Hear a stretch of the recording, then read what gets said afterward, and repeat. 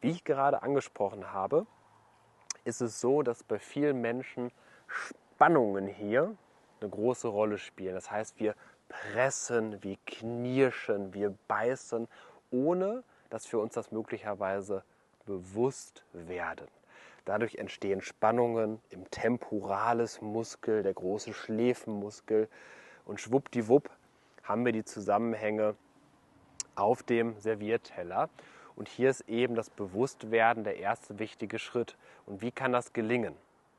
Indem du immer wieder deine Aufmerksamkeit im Alltag für wenige Sekunden wie ein Licht auf diesen Bereich lenkst. Das heißt, ich stehe jetzt hier, ich komme einmal kurz zur Ruhe und werde mir bewusst, ich nehme meinen Unterkiefer wahr, ich nehme meine Zähne wahr, die Kiefergelenke und spüre einfach ganz kurz rein, was geht da gerade ab.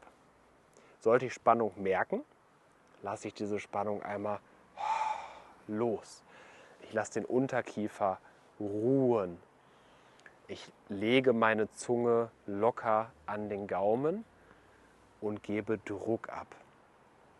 Wenn ich dabei nicht sprechen würde, sind das 10, 15 Sekunden.